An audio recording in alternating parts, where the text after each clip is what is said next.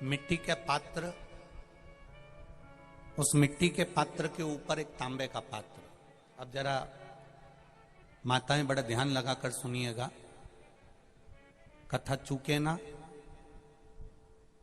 आपको 10 जगह जाकर सिर नवाने की जरूरत ना पड़े, एक महादेव के चरणों से ही आपका आनंद सुख प्राप्त हो जाए। एक मट्टी का पात्र, और मट्टी का अगर कोई कलश है छोटा सा, उस कलश के ऊपर तांबे का कलश।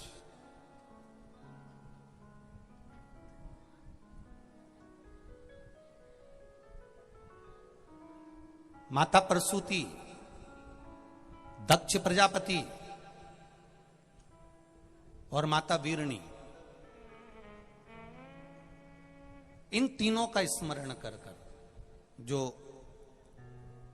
बड़ के पेड़ के नीचे जो शिवलिंग हो, बड़ के पेड़ के नीचे जो शिवलिंग विराजमान हो, चाहे वो ओटले पर हो, चाहे वो पत्थर का हो, चाहे वो सीमेंट का हो, चाहे वो कंकर का हो, चाहे वो मार्बल का हो, चाहे वो जिस भी चीज का हो, बड़ के पेड़ के नीचे जो शिवलिंग हो, उसमें सीधे जब आप कलश लेकर जाएंगे तो मिट्टी का पात्र, उसके ऊपर तांबे का पात्र भरा हुआ, दोनों को एक साथ पकड़ कर ले जाएंगे। पर जब आप शिवलिंग पर दक्ष प्रजापति, प्रसूति और वीरणी, इन तीनों का नाम लेकर सीधे हाथ में मट्टी का पात्र और उल्टे हाथ में तांबे का पात्र लेकर धीरे धीरे शिवलिंग पर जल समर्पित करेंगे, और उस जल का पान उसी बट वृक्ष के नीचे दोनों पति पत्नी अगर पान कर लेते हैं और संतान की कामना कर लेते हैं, तो भी मेरा महादेव संतान प्रदान करता ही करता। पर ये जो क्रम किया जाता है, ये केवल बैसाख के महीने में ही किया जाता है। इसके सिवाय इसको आप अन्य महीनों में नहीं कर सकते, केवल एक बैसाख में। और हम तो कहेंगे बैसाख महीने की जब शिवरात्रि आए, या बैसाख महीने में अष्टमी तिथि आ जाए, या बैसाख महीने में सोमवार का दिन पड़ी जाए, तो प्रयास करना कि आप संतति के लिए, संतान के लिए आप ये प्रयोग कर सकें।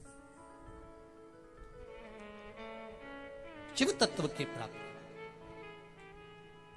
आप डॉक्टर को दिखाओ, आप डॉक्टर की दवाई भी लो, आप डॉक्टर से जांचें भी कराओ, आप डॉक्टर ने जो आपको बताया वैसा आप करो, पर साथ में शिव भक्ति को भी अपने भीतर उतार कर शंकर से भी अपने दिल की बात कहकर चलो।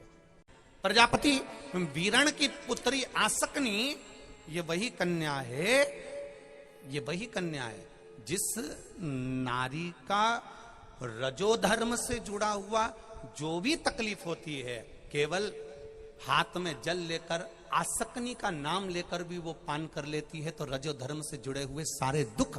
कहते हैं कि गर्भ में, गर्भाशय में अगर गांठ भी पड़ गई है, और डॉक्टर कह रहा है कि बच्चादानी में गांठ है, गर्भाशय में गांठ है और इसका ऑपरेशन होना जरूरी है, आसकनी दक्ष प्रजापति की पहली पत्नी का मात्र स्मरण कर कर अगर आचमन पानी का कर लिया जाए, तो गांठ भी गर्भाशय की गलना प्रारंभ हो जाती है। ये वो नाम, ये वो शब्द है। हम आसकनी का नाम भी नहीं बोल सकते, तो इसी आसकनी का एक नाम है वीरणी। क्या नाम है? वीरणी। इसी का नाम, आसकनी का ही एक नाम, क्योंकि प्रजापति वीरण की पुत्री है, तो इसलिए यह आसकनी का एक नाम है वीरणी।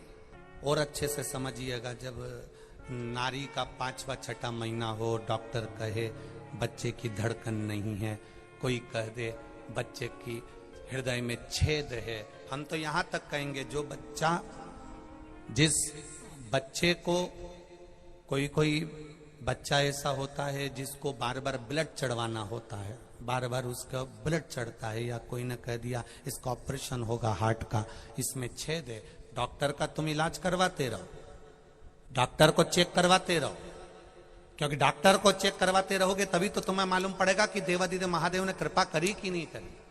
और अगर डॉक्टर के यहां जाना छोड़ दोगे तो बताएगा कौन तुमको। इसलिए डॉक्टर के यहां जरूर जाओ, डॉक्टर से चेक भी करवाओ, डॉक्टर का इलाज भी करो, डॉक्टर की दवाई भी खाओ, और साथ में देवादिदेव महादेव का स्मरण भी करें। आसकनी का स्मरण अगर गांठ भी गर्भाशय में है और डॉक्टर बोल रहा है कि ऑपरेशन है, कराना है। डॉक्टर साहब से कहना, साहब जल्दी तो नहीं है ना, 15 दिन का समय तो मिल सकता है या 10 दिन का समय तो मिल सकता है इसका ऑपरेशन कराने के लिए। फिर आसकनी का नाम लेकर शिव जी के शिवलिंग पर जब हम बेलपत्र समर्पित करें तो ये डंडी का मुख जब हम शिव जी को चढ़ाते हैं तो इस डंडी का मुख हमेशा हम उधर रखते हैं। अब की बार आसकनी का नाम लेकर जब हम शंकर भगवान को बेलपत्र समर्पित करेंगे तो ये डंडी का मुख शिवलिंग पर अपनी ओर रखेंगे और उसी बेलपत्र को चढ़ाकर जल समर्पित कर कर आचमन कर कर उसी बेलपत्र को लाकर घर के द्वार को पूरा खोलकर घर के अंदर प्रवेश कर कर घर के बाहर स्मरण को शिव को याद करते हुए उस बेलपत्र को चबा चबा कर खाना प्रारंभ करिए।